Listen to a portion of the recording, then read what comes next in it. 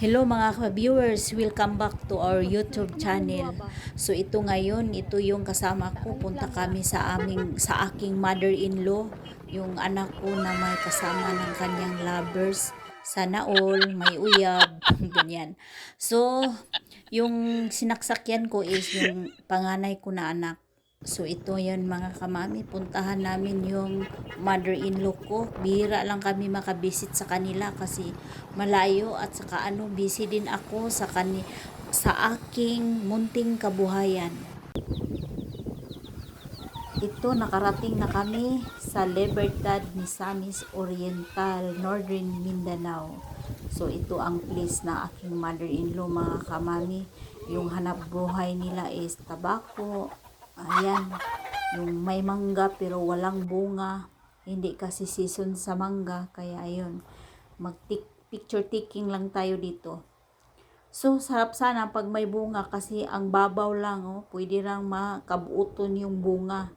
Pero wala, dahon lang ang mayroon. So ayan mga kamami. So ang sarap ng pakiramdam mga kamami pag nandito tayo sa probinsya. Fresh na hangin, malinaw ang kapaligiran. So yung mga ibon lang, tsaka kung ano-anong huni dyan ang marinig natin. So ito mga kamami, lubos-lubusan na lang natin pag picture o pag video kasi bira lang tayo makapunta dito.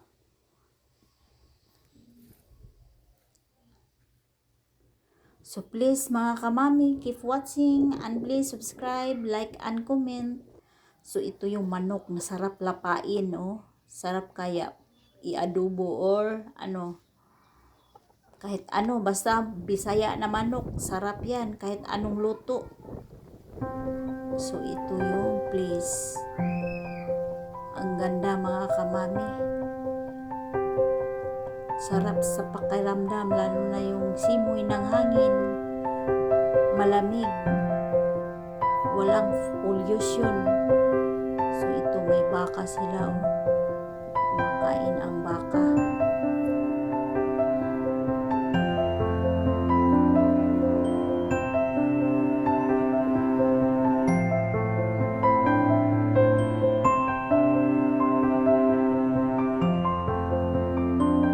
So ayan mga kamami, kahit yung hanapbuhay nila dito is tabako.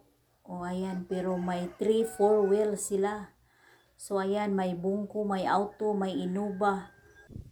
Sarap mamuhay dito sa bukid, sa puo, sa probinsya. Basta may may lupa ka.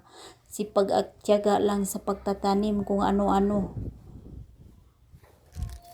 So ayan, tapos na kami kumain, dito kami nag-lunch. So balik na kami ulit sa Cagayan de Oro City.